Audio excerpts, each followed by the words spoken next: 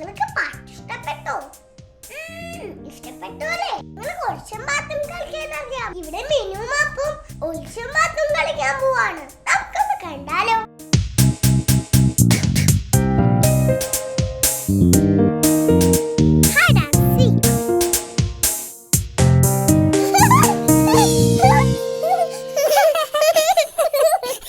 മീനും അപ്പവും ഒളിച്ചും പാത്തും കളിക്കുകയാണ്. ഇനി അപ്പുവിന്റെ അവസരമാണ് ഒളിക്കാൻ. മീനു എണ്ണിക്കഴിയുന്നതിന് മുമ്പ് അപ്പു എവിടെയെങ്കിലും ഒളിക്കണം. 1 2 3 4 5 6 7 8 9 10. ഞാൻ കണ്ണു തുറക്കാനേ. അപ്പു എവിടെയാണ് ഒളിച്ചതെന്ന് ഇനി മീനു കണ്ടുപിടിക്കണം. മീനു അപ്പുവിനെ കണ്ടുപിടിച്ചു. അപ്പു ഞാൻ പെട്ടെന്ന് കണ്ടുപിടിച്ചു. ഇനി മീനുവിന്റെ അവസരമാണ് ഒളിക്കാൻ. ഞാൻ സഹായിക്കാം അപ്പു എണ്ണാൻ. 1 2 3 4 5 6 7 8 9 10. ശരി അപ്പു, കണ്ണു തുറന്നോളൂ.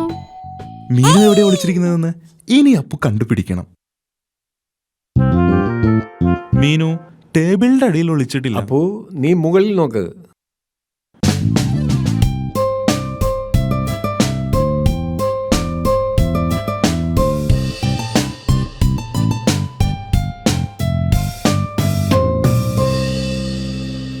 മീനു കട്ടിലിന്റെ അടിയിലും ഇല്ലല്ലോ. അതെന്താ ഒരു ശബ്ദം കേൾക്കുന്നത്? മീനു കർട്ടന്റെ അടിയിലുമില്ല. മീനു വാതിലിന്റെ അടിയിലും ഇല്ലല്ലോ. ആ ശബ്ദം വീണ്ടും കേൾക്കുന്നുണ്ടല്ലോ. അതെന്തായിരിക്കും?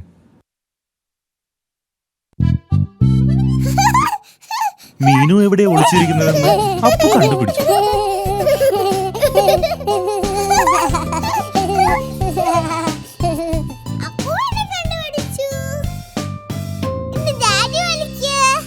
നമുക്ക് അപ്പുവിനും ഒരവസരം കൊടുക്കാം. ഇപ്രാവശ്യം അവൻ നന്നായി വിളിക്കുമെന്ന് എനിക്ക് ഉറപ്പുണ്ട്.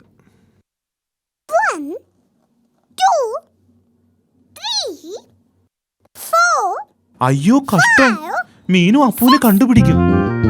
7 അപ്പു ഇങ്ങോട്ട് വാ. 9 10.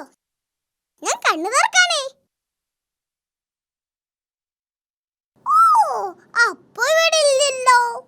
അപ്പു എപ്പോഴും ടേബിളിന്റെ അടിയിലല്ലോ ഒളിക്കാറ്. മീനു നീ മുകളിൽ നോക്കുന്നുണ്ടോ? എനിക്കറിയാം അവൻ എവിടെയാന്ന്. ടോയ് ബോക്സിൽ ഉണ്ടാവും.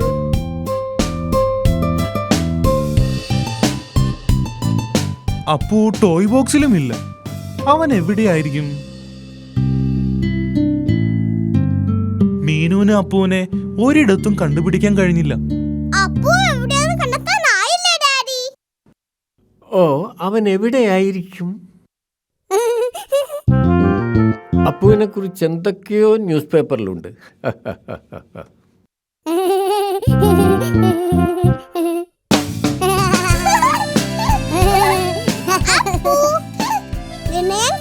ഓ, അത് ഒളിക്കാൻ നല്ലൊരു സ്ഥലമായിരുന്നു. അപ്പു മുഴുവൻ സമയവും ഡാഡിയുടെ പേപ്പറിന്റെ അടിയിൽ ഒളിച്ചിരിക്കുകയായിരുന്നു.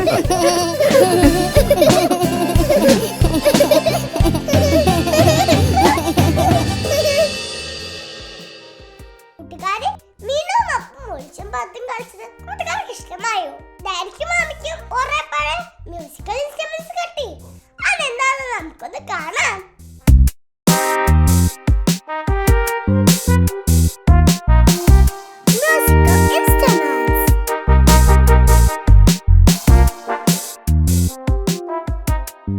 ഡാഡി ബിയും മമ്മി ബിയും വീട് വൃത്തിയാക്കിയായിരുന്നു.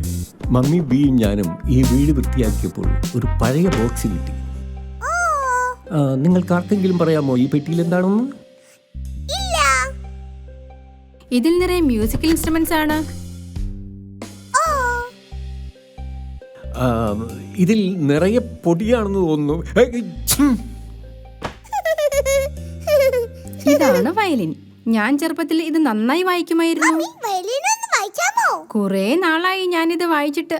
പ്ലീസ് മമ്മി, ഒന്ന് വായിച്ചാ. ഞാൻ മറന്നു തുടങ്ങിയെന്ന് തോന്നുന്നു.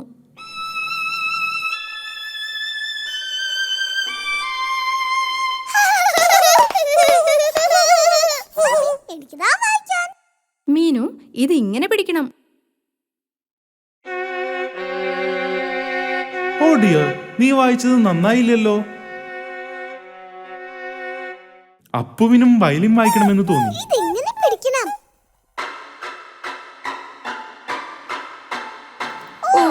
അയ്യോ, ഇത് ശരിയായില്ലല്ലോ. വയലിൻ വായിക്കാൻ വളരെ ബുദ്ധിമുട്ടാണല്ലേ?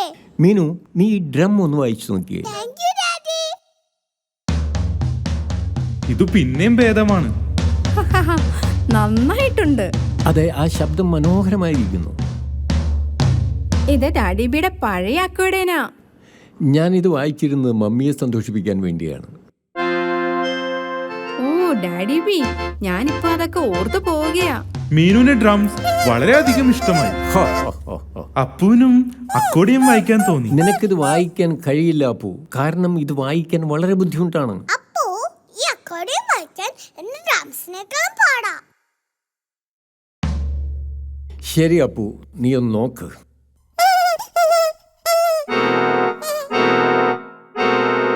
അക്കോഡിയം വായിക്കാൻ മാത്രം അപ്പു അത്ര വലുതല്ല. ഡാഡി, ഇനി എന്തൊക്കെ ഇൻസ്ട്രുമെന്റ്സ് ഈ പെട്ടിയിലുണ്ട്?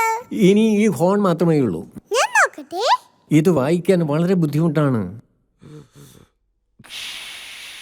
അത് വായിച്ചത് ശരിയായില്ല. ഇത് സാരമല്ല ഡാഡി. ഇത് കണ്ടിട്ട് എനിക്ക് വായിക്കാൻ കഴിയുമെന്ന് തോന്നുന്നു. അത് ഒട്ടും ശരിയായില്ലല്ലോ. ഇത് എനിക്ക് മാത്രമേ വായിക്കാൻ പറ്റൂ.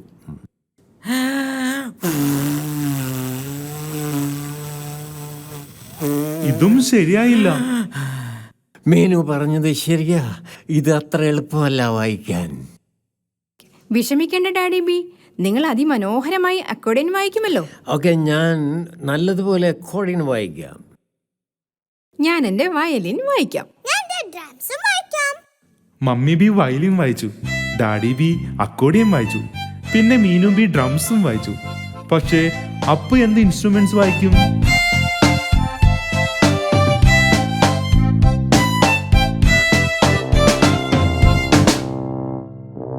അപ്പു പോയി ഹോൺ വായിച്ചു. ഡാഡിക്കും വായിക്കാൻ കഴിഞ്ഞില്ല, മമ്മിക്കും വായിക്കാൻ കഴിഞ്ഞില്ല, പിന്നെ എനിക്കും വായിക്കാൻ കഴിഞ്ഞില്ല. പക്ഷേ അത്